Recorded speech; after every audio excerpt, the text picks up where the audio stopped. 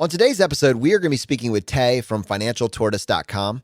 And I just wanted to add some context for this before I roll into the episode because I realized that coronavirus has kind of changed a lot of our financial plans for the year and also a lot of what we thought we would be willing to do. A lot of us are reevaluating, sacrifices we're willing to make, expenses that we're willing to cut, choices that maybe we had written off. Maybe we're kind of rolling through those as part of our calculations. And I just think this episode is it's a little bit more interesting in the context of what's going on currently, because maybe there's individuals that even a month or two ago, if we had released this when we recorded it, would have never considered this. But now, maybe due to circumstances outside of their control, loss of job, loss of income, have this at some level on their periphery. So there's two aspects to this. The first is, how far are you willing to go for financial independence?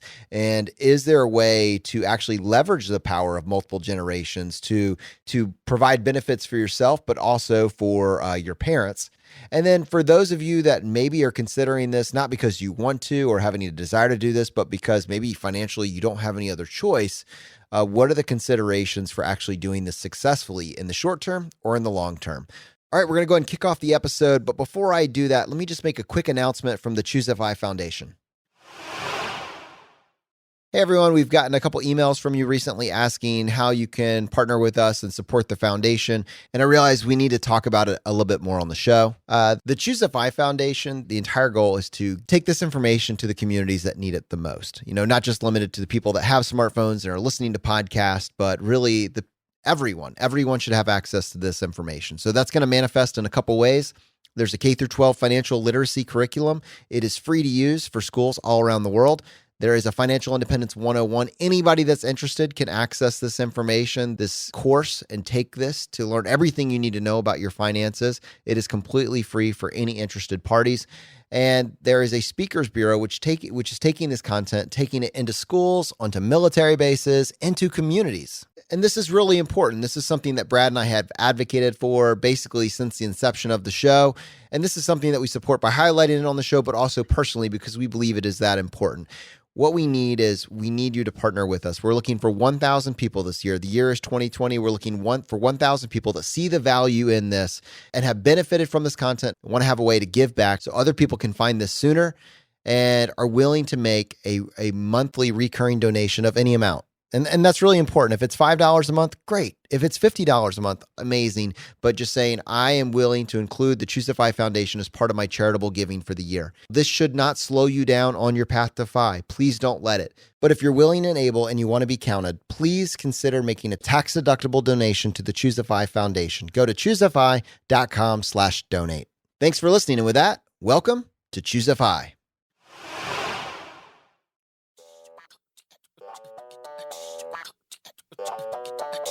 You're listening to ChooseFI Radio. The blueprint for financial independence lives here.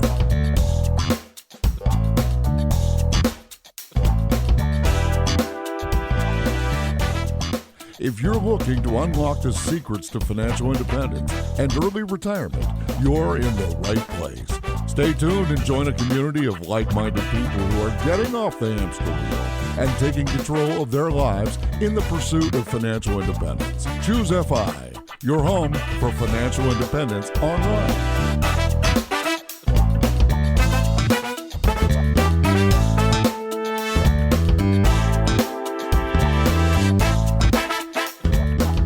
Everyone, on today's episode, we're going to be speaking with Tay from financialtortoise.com, and we've got an interesting setup and one that we realize we have overlooked in these several hundred episodes that we have done up to this point. We have spent very little time talking about the quote-unquote sandwich generation. Now, some of you may be familiar with this term, and others are being introduced to it for the first time, but it's this idea that you find yourself with both kids and parents. And there is a possibility for many of you that you are responsible for both of their care in some capacity. Hence the sandwich generation. And so I think that is going to pose us with an interesting opportunity to probe Tay's own specific situation and what he has realized and analyzed about this. And really, as he's found a way to not just survive being in the sandwich generation, but thriving. I think it's going to be valuable for so many people in our audience who might, if not now, over the next several years, find themselves in a similar situation. And to help me with this, I have my co-host Brad here with me today. How you doing, buddy? Hey, Jonathan, I'm doing quite well. Yeah, I had the good fortune of meeting Tay at this past FinCon. And in a conference like that, I meet hundreds of people, but Tay was someone who I actually went back with and had multiple conversations with. He was just one of those guys that stuck out to me. And in one of those conversations, he mentioned, hey, I think this is an interesting topic. This sandwich generation is an interesting topic for ChooseFI that you really haven't discussed before. And I think for you and I, Jonathan, it's about expanding our horizons and expanding the horizons of our audience. And Tay mentioned that his family is of Korean descent. And this concept of caring for your aging parents, not only physically, but financially as well, is something that is deeply rooted in their culture. And again, expanding horizons. That was something that had just never crossed my plate before. And I think it's something we really do need to bring to the audience because undoubtedly there's a significant percentage of the audience who is grappling with this. And to have someone like Tay talk about it, I think will be really valuable. So Tay, with that, welcome to the ChooseFI podcast. Thank you guys for having me. Today, we're going to dive in and talk a little bit more about this concept of the sandwich generation, but I want to go back and discuss a little bit of your money story, just because I know you and your wife actually paid off just about 6 figures in student loan debt in right around 3 years. And I feel like anybody that has accomplished that feat has some tactics they'd like to share with the audience. So how did you even become aware of personal finance and make that? Why did you prioritize this decision when so many people are willing just to make the minimum payments and let their student loans outlive them? Yeah, so just to kind of start out with our personal finance journey. So it started out when my wife and I got married. So we got married about 9 years ago, 2011. It was an interesting time because I just turned 30 and I didn't think I really had a good understanding of any money management skills up to that point. So I think this is, I don't want to make a broad generalization, but it's what you see oftentimes with a lot of immigrant children. So my parents they immigrated here. We came here in the 80s.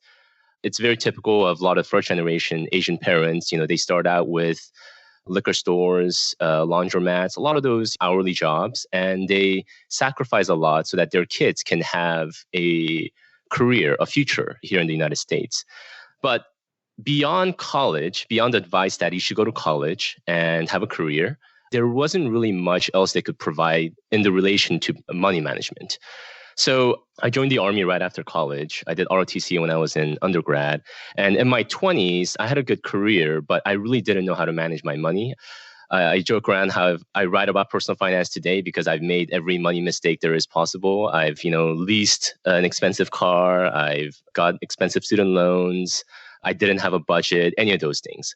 So when my wife and I got married, that was a wake-up call for both of us because we combined had about $105,000 of student loans that we realized after we got married.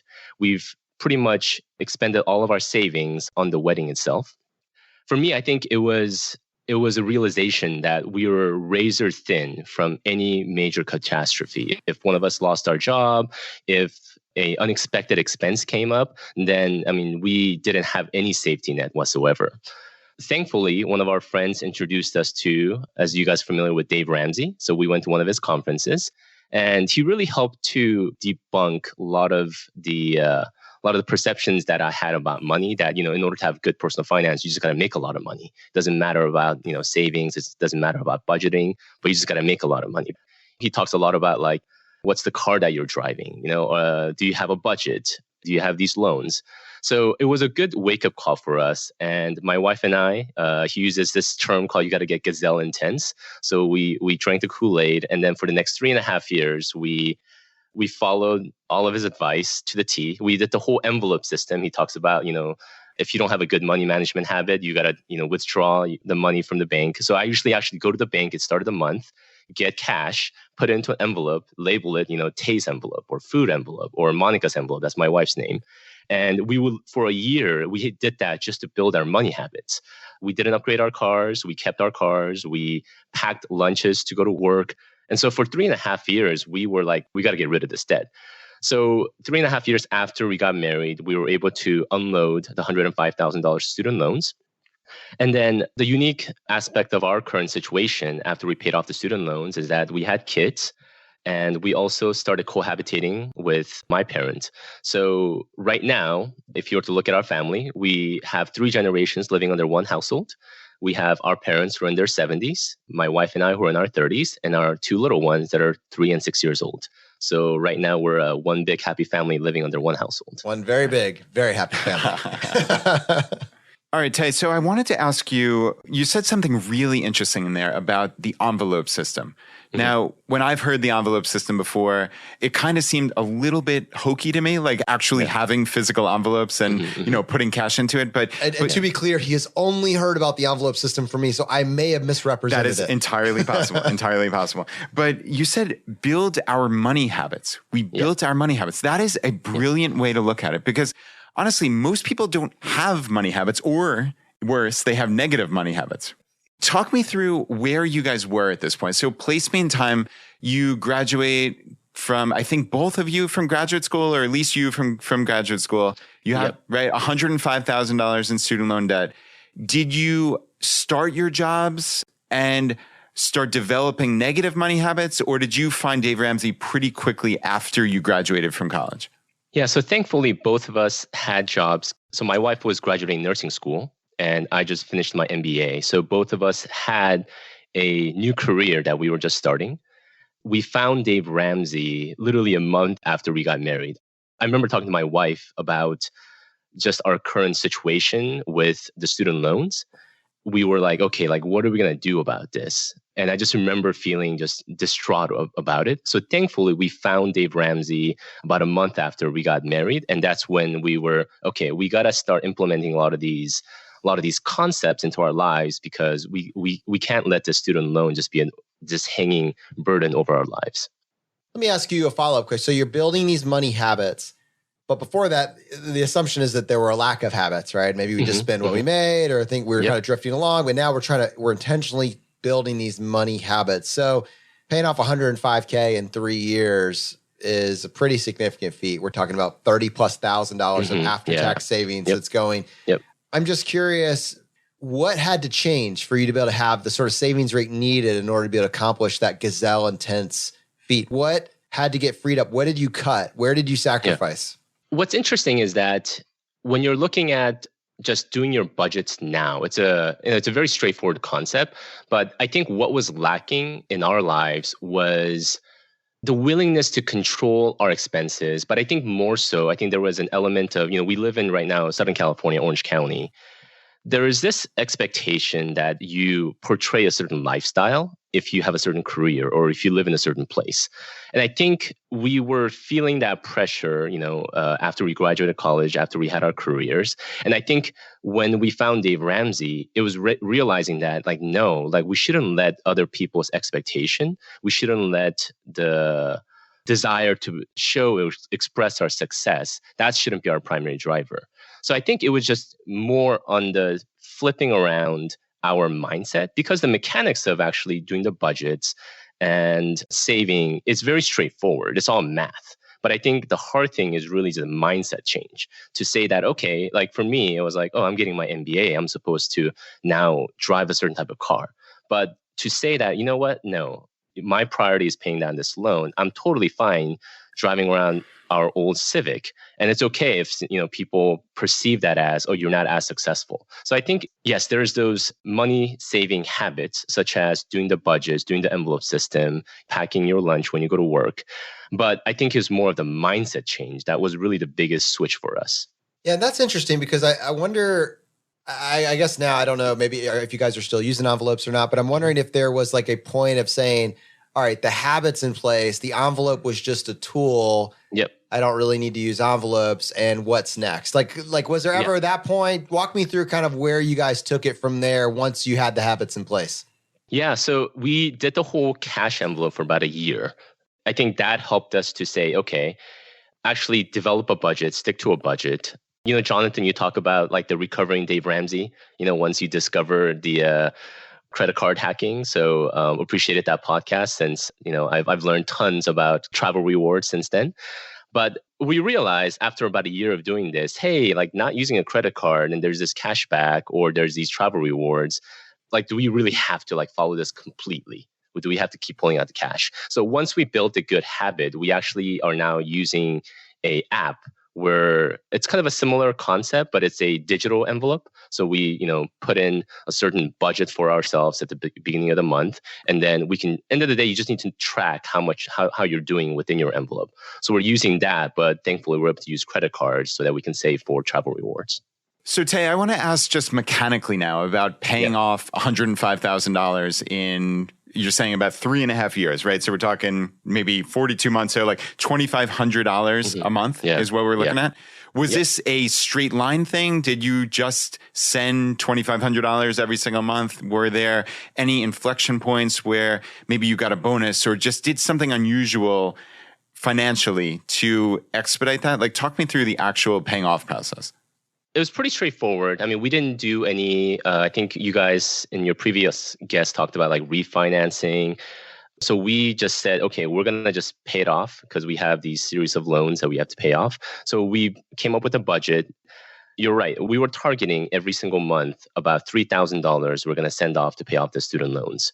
And there were times as we were going through this process where life happened. So we had our first child about 2 years in. So that reduced our income. But I think the key was you just got to focus on the next payment. You got to focus on the what the next step is. So Dave Ramsey talks about this concept of debt snowball, where you list out your loans from the smallest to largest. And what you do is you pay off the smallest first and it gives you that motivation to move on to the next. So we followed that to the T. So I would actually list out all of our student loans from the smallest to the largest. And I would target $3,000 every single month. We're going to pay it off. We're going to pay towards this loan. And as soon as that top loan was paid off, we would cross it off and we would move to the next one and the next one and the next one.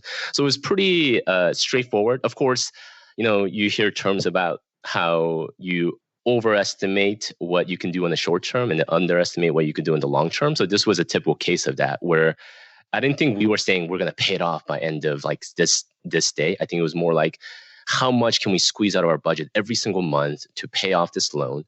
And then life happens in between. So there were times where we couldn't put 3,000, but we could put 2,000. But don't lose hope. Just keep pouring into it. And then I think eventually you get to a point where, we were like, oh my goodness, we only have this much left. So we send off the final payment and then that was done. That's amazing. And then you end up with that cash flow that's suddenly available that this entire time has just been sucked up. I remember similar story. It was 4 years, $168K for me. And it was just like, just lean in. Like I never regretted sending extra to my student loans. It wasn't fun, but I would immediately start gaming out when I could send that next payment in, because it's like, just keep that tunnel vision as long as possible, because life's going to come at you. Something's going to get in the way. But if you can just string together just a few of those massive payments, or even what you can, like you could actually, if you had a spreadsheet mapped out, you could actually see how your life was getting less expensive in the process. You could look at that daily interest calculation, which is so absurd when you're up in your six figures, coming on down just a little bit at a time. It's interesting to think about. So for me, the debt snowball is really good when you're talking about $100, $200 type small consumer debt-ish items, where you could just quickly knock that small one out and roll it over regardless of interest rate, just smallest balance, tee it on up. When you're talking about student loans, sometimes you're talking about $10,000 over here and $20,000 over there and 30 or 40 or 50 or whatever. And like sometimes the interest rate difference can really be big, and it could take you 6 or 7 or 8 months to pay off that smallest balance, since you have to maintain the minimum on the others anyways. And you're like, man, that interest is accruing. It's going to, and the margin between the two on the one and the other is kind of painful. Because I didn't like that. It didn't sit right with me. I had two options. One, just look at the interest rate, but I wasn't crazy about that solution either in this case. So I just like consolidated all of them. So I had one fixed target, to your point. And then I was like, all right, well, I like the consolidation rate. I got my plan. I'm gonna work the plan. But I'm curious in your case, did like your thoughts now looking back on your plan? You paid it off, first of all. So there's no real downside here, but debt snowball versus avalanche, was it truly the psychological benefits of getting that one done and rolling it forward for you? Yeah, because it's so overwhelming, right? When you think about, like, you talk about your debt of 168,000 or 105,000 in our case, it's just so overwhelming when you look at it, that I think what the debt snowball helps, it breaks it down into achievable goals. And then it's that momentum, right? It's a lot of times personal finance. The numbers are very straightforward. The mechanics are very straightforward. But the hardest part is the emotional part of just kind of, how do I keep going? How do I save? How do I invest? How do I keep on going and paying this debt down without losing heart? So I think that's what really helped, was my wife and I, jointly being able to list out our student loans and then saying, okay, we're in this together. So funny thing about how my wife discovered about my student loans, because we figured out once we added up all the numbers that we had 105,000. So I remember a couple months after we got engaged, my wife approached me and said, "Hey, honey, like I have something I got to tell you." Red flags go up. I'm like, "Oh my goodness, like, do you have like a kid somewhere? Like, do you have have you been married before?" And she's like, "I have this student loan. It's about $18,000. And I remember looking at her and be like, "Haha, don't worry. I see your 18,000. Let me show you my 87,000 that I have." And then I was like, that conversation ahead of time. Yeah. So she jokes around today how I'm like, did you marry me because I had a job and I could pay off your student loans? I'm like, no, honey, this is something we do together. We paid off your student loans and you helped pay off mine, even though you did bulk of the work. That's wild. But okay, so there's something more here. Did you never had a conversation about student loans, about personal finance, about any of that while you were dating or even up to that point when you were engaged? Yeah. So, I mean, the concept of talking about money, is very taboo. And I think the culture that I grew up in is, I'm not sure if it's the immigrant, second generation Asian American, where what was passed on to us from our parents was that, hey, go get a college degree, get a good job, and you're fine. And success, they perceive that as, hey, I see people who don't have to work in this, laundromat. They have a white collar job. They're driving nice cars. They have homes. That's success. And I want you to pursue that. That's the American dream. So they didn't know anything about 401ks. I mean, they worked hard to give us a future, but the best that they could take us was literally to the college line and said, okay, from that point on, you guys need to figure it out. So both my wife and I think we got to that point where we were jumping into a good career, we're jumping into adult life, but we really didn't have that good money foundation. We didn't even know how to have a conversation. We didn't know that, hey, let's talk about our student loans. Let's talk about budgets. Let's talk about how we're going to save, what are our financial goals. So these are the money habits that I think we were forced to develop by the student loan. So we even joke around how, in a way, the student loan, the 105,000 was a curse, but it's at the same time as a blessing, because it really kept us from inflating our lifestyle into that next level. And forced us from the start of our career, this is something that we got to really develop. So Tay, obviously you're kind of joking there of I see you're 18 and I quintuple it, right? But what did that conversation actually look like? This was the first of these money conversations. Mm-hmm. Do you remember it? Were there some nerves on your part of oh man, I think I've got to tell her about my student loans now? Did it come out right away? Talk me through that actual conversation. So, I mean, thankfully, my wife was very understanding. I don't know if both of us it's more out of ignorance of, we didn't really understand the total implication of, having the student loan. But I would say for us, both my wife and I, it's been a journey that we've gone together. Both of us because we started out with not having good money habits or not even understanding what a good money habit was. This whole journey, I think we've learned together. So, I mean, to be honest, I think my wife was like, you deceived me. It was more of okay, what are we going to do about this? So Tay, what stood out to me as you were kind of sharing that backstory there is you said my parents could get us to that college line, right? But that's where at that point it's on us. And they sacrificed and they worked incredible hours and they leaned in to give you this opportunity. I think that really sets us up to now really have an understanding for this conversation that we're going to be getting into and talk a little bit about this responsibility or expectation or whatever it is where at some point the parent has sacrificed everything to give the child maybe the opportunities that they didn't have. But now the child's an adult, and at some point that adult will then be looking out for them or taking care of them. And so I'm wondering if you could provide some contextual basis for this standard of living, this expectation. Yep. And then also what your experience was. I think kind of broadly, there is an Asian culture. So I think, Brad, you mentioned earlier, I'm of Korean ethnicity. So my family immigrated from Korea in the late 80s. If you look at Korea, historically, the concept of the younger generation taking care of the elderly was always normal, right? If you think about retirement age or even Social Security, the government providing a plan for retirement, it didn't exist until the modern times. So if you look at a lot of Asian cultures, especially in Korea, I mean, it was normal that the retirement plan for the parents was something that the younger generation would take care of. And with my parents and I mean, we never really directly spoke about it, but I knew we used to joke around with, all of our other friends saying, hey, when our parents get old, we'll have to take care of them, right? Like their retirement plan is us. And I think there was this subconscious kind of expectation too that, hey, we're going to help you towards the college line, but then eventually it's going to come a point where you're going to have to be our retirement plan. And so I think that's kind of it, right? So your parents got you to the college line, and for a period of time, you're off in the wild, right? You're getting the degree, you're getting the job, marriage, children. But at some point, and I don't know if the timeline's perfect there in terms of how I laid it out, but at some point, the time has come, right? I mean, it's we need to start having these conversations. How did those conversations start, and then what happened next? So the trigger point for us was when my wife was pregnant with our first. So I think similar to a lot of young parents who are about to bring a new child into this world, number one debate you have is like, what do we do about childcare? So we went through the list of, okay, do one of us go part-time? Do we stay home to watch the baby? Or do we try to get an in-house nanny? But we knew how expensive an in-house nanny was. Or do we take our infant and put him at a local daycare?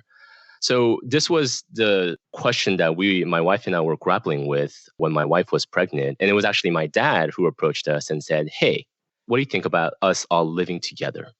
What they proposed was, hey, we currently have a home right now. If you guys were to come in and take over the mortgage and all the related costs, it would reduce their overhead costs, which would help in their current financial situation. But for us, we would get a built-in nanny. My mother could help out with the early stages of our baby, that she can help so that one of us wouldn't have to go part-time or quit our jobs, that we can, continue to focus on our careers. So it was this mutually beneficial proposal that my dad made. And I think for my wife and I mean, we were reluctant, right? Because Jonathan, as you mentioned, we've been in the wild. We've been building our money habits, building our careers. And I think the standard story is that we follow that pathway and, we get the house, we get the 2.5 kids and, and the white picket fence house. And, you build that American dream. So for us, we had to pause and think about it. But that was 7 years ago. And now we've been living together 7 years. And I mentioned earlier, so we have 3 generations living all under one household. Wow. So you use the word proposal that your dad passes. I got a kick out of that. From this proposal point to the point where you and your wife said, okay, this is what we want to do moving forward for our family, our nuclear family. What's the timeline? What were the conversations between you and your wife and you and your parents? Like, how did this evolve? Yeah. So, I think the trigger point for us was we were at a dilemma, right? We had to figure out childcare. I think all young parents go through that. Like, what do we do if, our baby is born? The family leave is only for a certain time. So I think that's what triggered a conversation. So after my wife and I, we went home and we thought about it, and we didn't really think it was going to be a long-term play, but it was more like, okay, like we are just starting our careers. We both want to continue to invest in our careers. And there's this offer. I think we will need to work through certain things. Definitely the last time I lived with my parents was, when I was in my teens. And when I left, I vowed that I would never come back home. But then I'm here, in my early 30s saying, okay, like time to live with mom again. Like, how is this going to work out? But we decided that I think it would be mutually beneficial for both of us, that it would not only help us with, our childcare issue, but then it will help them with their financial overhead because they were in their late 60s at the time. So we went home and then, we only had a certain time, like we wanted to be in a place where we can provide childcare as soon as the baby was born. So I think this was maybe 3-4 months before the birth. So we got all of our logistics ready, got everything moved, and then, we went from there. Tay, what was your living situation immediately prior to that? Were you in an apartment? You said logistics. Were you able to end your lease, break it? Like, what did that look like? And I guess, so you're in Southern California. Talk me through the economics of what your living situation cost previously versus now assuming this mortgage or whatever that boiled down to. We were living in a city called Long Beach, which is about 30 minutes away from where we're currently living right now. We're living in a city called Buena Park, which is in Orange County. Right after my wife and I got married, we moved into an apartment. So, when you're living in an apartment, I think we were living in a 2-bedroom, maybe paying like $1,700. So then when we assumed the mortgage, I think the total cost, including all the associated costs, was probably between $2,500 to $3,000. Going back to when we were paying down our debt, this was one of those factors that we didn't anticipate, that our expenses would go up, but we had to factor it in, and then just not losing the momentum, but just keep on going, even if we have to reduce the payment that we're making to our student loan. And now you've mentioned assume the mortgage a couple of times now. Are you the owner of the house? Did you purchase it from them, or do you just basically make the payment for them every month? Talk me through how that works. Yeah, so when we moved in, we decided to refinance the home. And then we started out with actually having a joint ownership. So my mother's name was still on the deed. And then my wife and our name was placed on there. So it's jointly owned, with the assumption that we would cover the mortgage and all the associated cost. So there's actually two different ways that I want to go with this conversation. One is from an immigrant perspective, specifically, and maybe recognizing there's people all around the world that are listening to this. I definitely want to spend some time talking about what preparations people on the path to financial independence should be keeping in mind if they feel or know that they're going to have a significant burden to make sure they can take care of not just physically or emotionally, but rather financially their parents. That's a one end. I'm just kind of curious what counsel you would give there. But then two, and maybe we can start with two in this case, what does it look like living with your parents? I mean, you talked about it before. You said we're going to have to work through some issues. I'm going to go live with mom again. I haven't been with mom since I'm in my teens. Like, who's in the master bedroom? Like, what are the emotional issues, the time challenges that come with this? How did this actually manifest? What did you have to work through once you moved back in? Yeah, there's a lot there. So I'll give you a funny story. When we first moved in, this is kind of give you guys context about the generational perception difference. And here it's actually a cultural difference as well. So my father, he grew up in a post-Korean War where when a child is being born, the man is not really around. My mother actually had to give birth to my sister at home. And my dad, I think, saw her like a week after. And even when I was born, I think he saw me like a week after. So even when the wife is giving birth, it's culturally, I mean, back in the days, this is not now, but the men are just not around. After we've started living together and my wife tells me, hey, it's time. We got to go to the hospital. Like, I'm about to give birth. So, of course, as like a good husband, I grabbed the to-go bag and we're about to go out of the house. And my dad's in the living room and he looks at me and he's watching the Dodgers and he's like, hey, where are you going?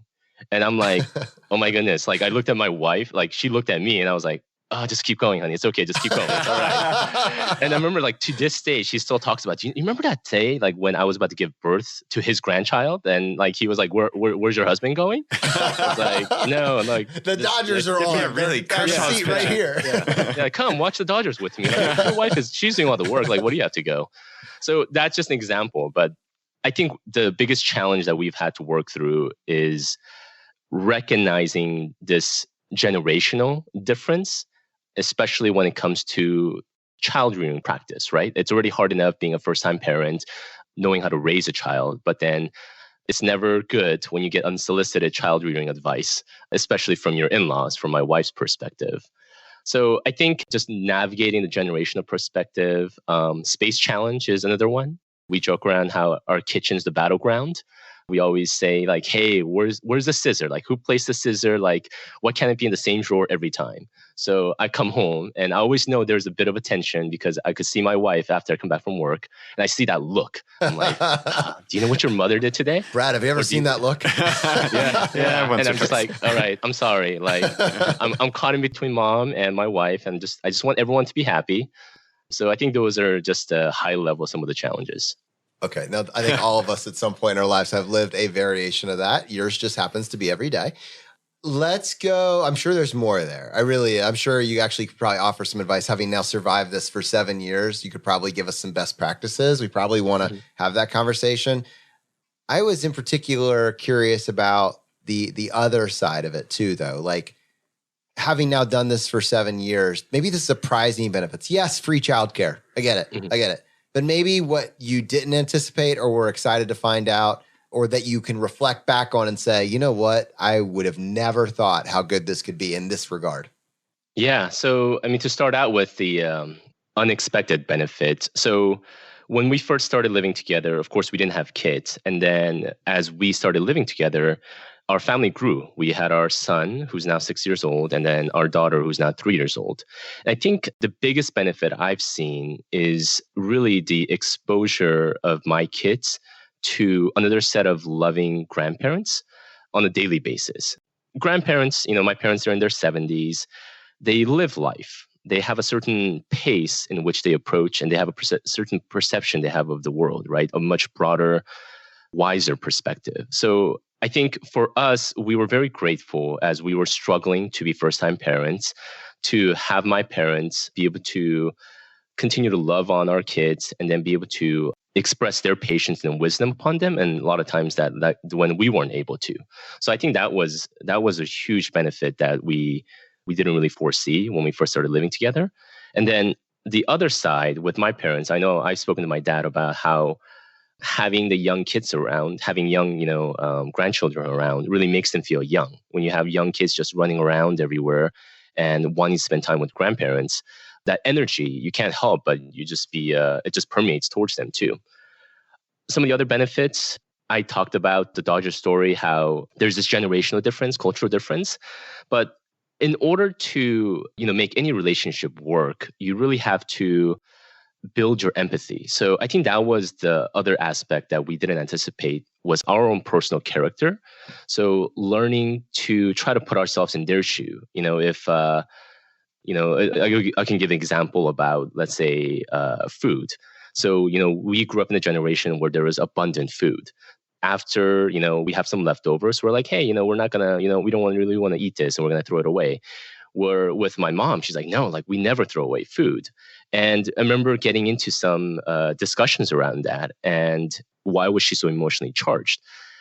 We had to constantly say, okay, like, what's the generation that she grew up in? And let's put ourselves in her shoe. And I think for us, it just really broadened our character to be able to say, okay, not everything is going to be based upon our perspective, but then in order for us to live together, we have to understand where they're coming from. So I think it forced us to really build our character in that way. Communication is important, obviously, in any relationship, but we're talking about these differences, generational, cultural differences. I would imagine that heightens the need for communication.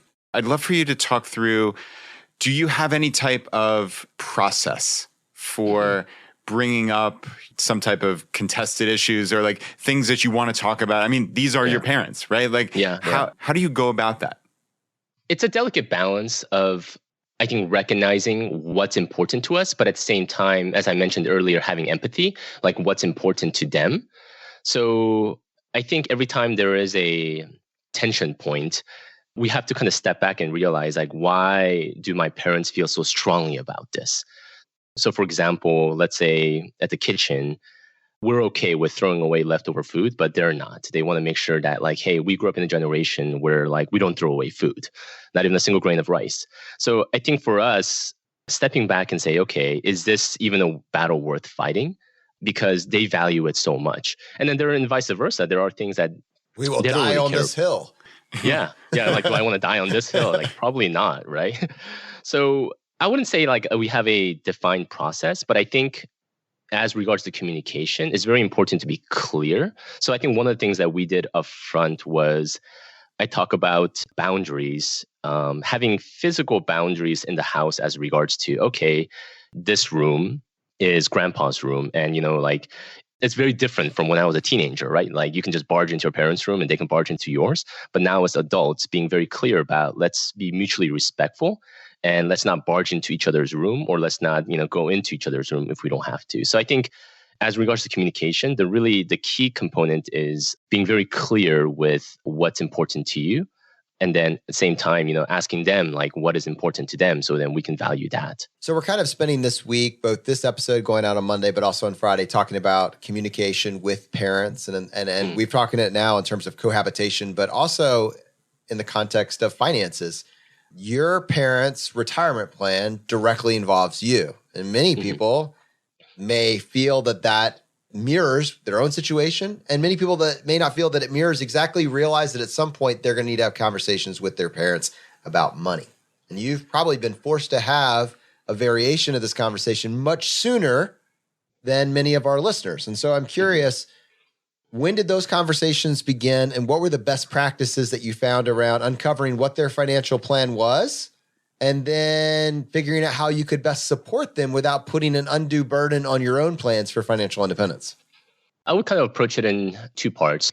One of the reasons why I love the financial independence movement, and I am a firm believer that everyone needs to pursue financial independence, it just makes sense, is that it's hard to have a conversation with your parents until you yourself are in a decent financial position, right? Because as I was growing up about money, there was a lot of insecurities that I had to work through because I think I didn't want to think about it. I didn't want to talk about it because I had this sense of insecurity. Like I didn't know how to approach it. So I think when I found Dave Ramsey and I found you guys, as I developed my own just financial acumen and as we paid off our loans and we became financially stronger, I think we felt more confident about being able to talk about our finances. Because I think it's hard to talk to anybody about finances if you are still at a point of vulnerability or insecurity. So I think it's the same thing with parents, that I was able to have a conversation with my parents because we went through this debt pay down journey. And then we were able to build good financial habits. And then without judging, without making them feel belittled, I could have a conversation about, okay, like, hey, we went through this struggle. How can we have this conversation about where your finances are at? So then when you're talking about like the details about what we discussed, for us, thankfully, it happened a little more naturally when there was a shift in our relationship. I think once we started living together and we assumed most of the housing cost, I think my parents, in their mind, kind of started to lean towards us as regards to the responsibility of, okay, like you guys are adults now, we're all living in the same household, and you guys are making certain decisions in behalf of the family that's going to be beneficial for all of us. I think there was this kind of natural shift as they started to look at us as adults who are kind of making these major financial decisions. They were more open about what they had, which bank accounts they had, or what savings they had. And the other context is with my parents. I mean, they're your typical first generation immigrants. They didn't know anything about 401ks. Their savings was really just what was in the house and then whatever they had in the checking account. So it was something that I kind of knew growing up. So it wasn't really tension point for us. But I think when we had a shift in the dynamics of the relationship as we're going to take on this role of making the financial decision for this household, I think those conversations happen more naturally. So Tay, I want to talk a little bit about the financial picture, how this has affected you and your family. I think there's probably something interesting here because I recognize that there are so many individuals that come from immigrant families that have parents that are in a similar situation, that are contemplating this. Like your input is invaluable. Brad and I could never comment on this with any authority, so thank you. But I think what our audience really wants to know now, like first and foremost, is who did get the master bedroom? So my parents were gracious enough to give us the master bedroom. Wow. So I think kind of like what I was alluding to earlier, it was interesting because it was a shift in dynamics for them to recognize that, hey, you guys are going to need to kind of take the lead on a lot of these financial decisions going forward. So we're going to give you guys a master bedroom as a symbolic gesture to say that, like, you guys, now that you have the master bedroom, like you have to own all of the financial decision that's going to impact all of us. Now, you just mentioned financial decisions. That's actually an important point here. I want to just reflect on this with you, how living with your parents has actually affected your financial situation and theirs. So your parents, They are now past their peak earning years. That's kind of like lockdown. They're in their 70s. They work their tails off. Incredible work ethic to provide for you. But here in the States, we do have Social Security. Yep. Like, is it accurate to say that their primary source of income is their Social Security checks? Yes. So thankfully, they're getting Social Security from the years that they worked in the past. So right now, our financial situation with them is they started collecting Social Security a few years back. I think it ranges from about 1,000 to 1,500. When you look at it from just a need-based, when you subtract out the need to cover overhead costs or transportation costs, then it's enough for them to manage their lives on a monthly basis. The Social Security is enough. So they don't have to worry about, the other expenses. And on your end, so you are covering a mortgage that maybe you would not have picked. Like, this may not be the exact house you would have picked, in the exact neighborhood you would have picked. But on the other end of that, your childcare costs are substantially less than you would have otherwise. But as your parents get older, and need more care, I think your dad has some level of physical therapy that's involved currently. And, as you get older, you do have increasing healthcare related needs. Like, how does that pan out? Like, the parents, do parents stay with you forever? Like, is there any thought there in terms of how that works out culturally? Yeah, so that is a question that my wife and I ask ourselves all the time. So one of the reasons why both my wife and I, we really appreciate Choose FI and the whole FI movement itself is that I think it gave us a framework in how to approach the next phase of our lives. So as regards to our parents, I think this is biological, right? All of us, we're going to get to a point where we're going to need more healthcare. By pursuing FI, we want to pursue FI because we want to have options, we want to travel, we want to spend more time with the family. But if my parents were to get sick or if they need more long-term care, we have the ability to be able to step away from our career, finances not being a factor in the decision, and be able to spend more time with them. So just to give you context, where both my wife and I kind of saw this firsthand was about a year into our marriage, my wife, her grandmother, she was about 92, was diagnosed with lung cancer. And my wife, being in Southern California, her father and her uncles were kind of spread around the world. She became the primary person who had to liaise with the physician and take her to the emergency room. Of course, me, I was the son-in-law, or the grandson-in-law, so I just was a third-party driver. And I kind of saw this from a third-person perspective. And it was interesting because when she was diagnosed with lung cancer, there's a lot of emotions flying. What I saw was that the uncles weren't able to quickly be at her side because a lot of them, because of the financial situation, they couldn't they couldn't take time off from their jobs because they were financially obligated.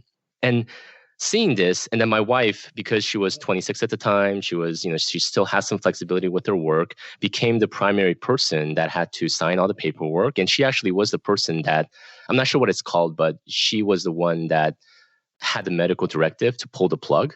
And she still talks about to this day, like, oh my gosh, like, should I have said that? Should I have recommended that? Like, did I make the right decision? And I remember just that emotional turmoil of the family. It's already hard enough knowing that someone that you love is about to pass away and you want to be at their side. But then because of finances, you're not able to. And I remember thinking that, if time comes, which it's going to happen to all of us, even us and our parents, that they're going to need more care. And I think we want to pursue FI because, of course, of the normal reasons of wanting to travel, wanting to spend more time with the family. But then if push comes to shove, and if one of our parents really need us next to them, finance is not a factor. And we can focus on them instead of having to focus on the money. Tay, thank you for sharing your insight with us. I think you're adding some perspective here for people in the audience that know this is coming, but haven't given themselves permission to explore what this would actually look like. So I think there's a lot of value here to being able to get in front of this and start to have these conversations, or start to at least plan for the conversations when they come. Now, on most shows, that would be the end of the episode. But Tay, on this show, we would love to give you the chance to tackle the hot seat. Are you ready for this? Yes. In a world drowning in debt and rampant consumption, trapped by the chains of lifestyle inflation, these questions highlight the secrets of those who have broken free. Welcome to the Choose FI Hot Seat.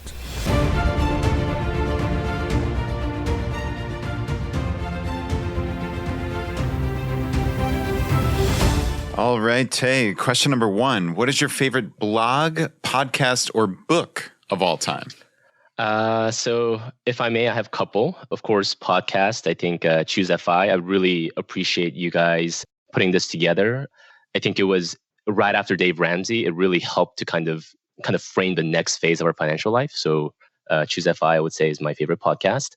Book. I really like Jim Collins' The Simple Path to Wealth. So I think that's one of the best investing book there is. I mean, end of the day, you walk away saying VTSAX, right?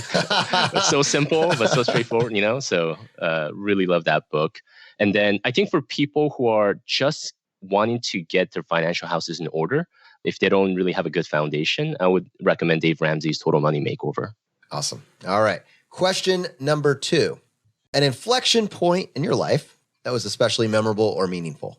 Yeah, so I would say from a financial perspective, when we found Dave Ramsey right after we got married, and then when my wife and we found Choose FI a couple of years after we paid off our student loans. That's awesome. All right. Question number 3, your favorite life hack. Yes, my favorite life hack is, I would say, the meal prep. So I have an article that I wrote about this on my blog.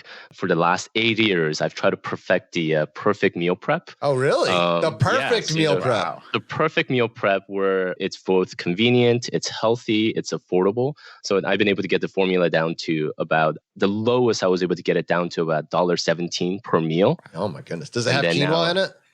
No quinoa, brown rice. But since then, since we paid our loans, I kind of upgraded chicken. So now it's about $2 per meal. Nice. Wow. All right. We'll have that linked up in the show notes for the episode. That's awesome. All right. Question number 4, your biggest financial mistake. I would say it's the $87,000 of student loans. When I was in grad school, I looked at student loans kind of like monopoly money. Not as like real money. So this perception that, one day when I get a job, I'll pay it all down. And then once you're actually paying it down, you realize that this is like real money. So, It suddenly got real fast. Yeah, I was like, hey, this is real. I got to pay this off. Tay, of that $87K in student loan debt, how much of that was from the MBA program that you went to, and how much of it was from undergrad? So it's 100% MBA. So I came out of undergrad without any student loans. I did the ROTC program when I was in college. So thankfully, I didn't have any student loans, but I think I was too young and naive to appreciate that at the time. So then since I didn't get my student loan the first time around, I decided to get it the second time around. Yeah, you got to keep up with everybody else. Man, 105K on an MBA. At least they taught you everything you know about finances, right? Oh, right. They taught me how to become a little tiny widget on a big machine. I think I learned more about personal finance and just personal management from your podcast and other personal finance books. All right. Question number 5, the advice you would give your younger self.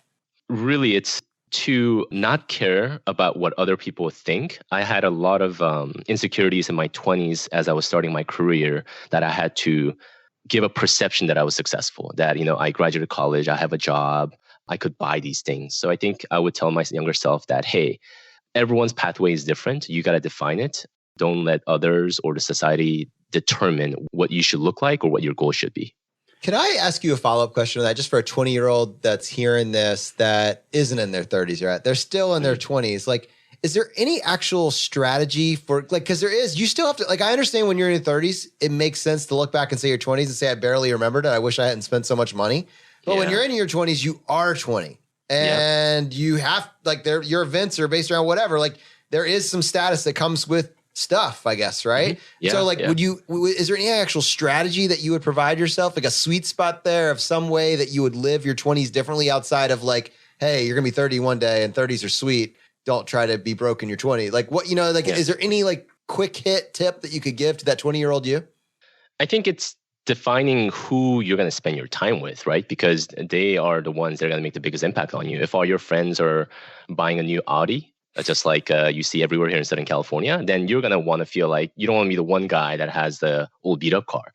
But then just like the Choose FI community, right? If all your friends are pursuing FI in their 20s, and that's your natural progression that you're going to take. And then that's going to have more of an impact on your decision making. So I would say, yes, mechanically, not spending, I think is very straightforward, but it's really the biggest thing is the mindset. And then how you develop that is with the people that you spend time with.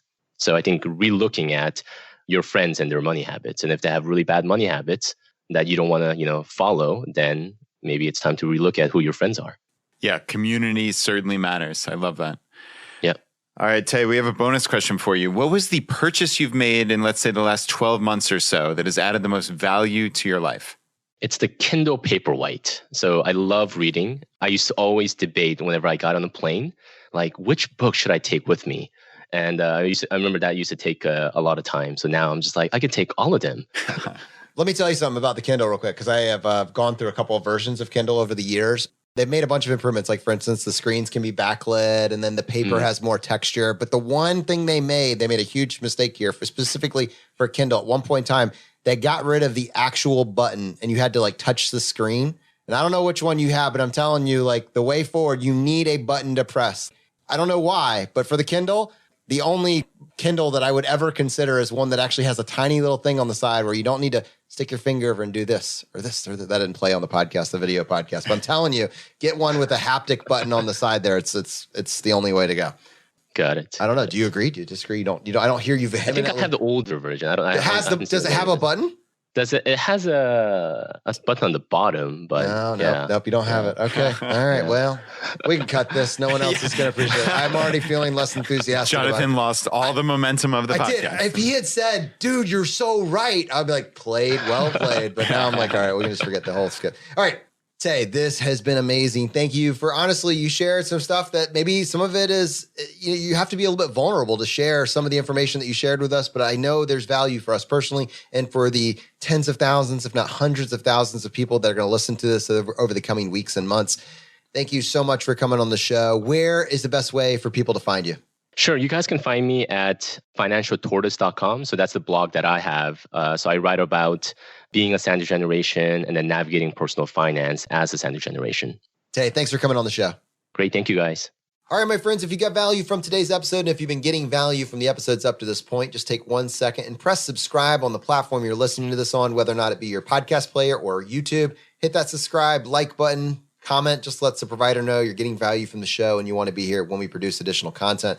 If you want to support us and what we're doing here at Choose FI, here are 3 easy ways. 1, if you want to travel the world with miles and points instead of your hard-earned dollars, then just go to choosefi.com/travel to take our free course on travel rewards. 2, check out our book, Choose FI, Your Blueprint to Financial Independence. Can be found anywhere that books are found. It is by far the most digestible and linear way to actually incorporate a comprehensive approach to financial independence into your life. If you've already got this locked down and you don't need one for your own bookshelf, get it for a friend or request that your local library pick it up so there's a copy for your community.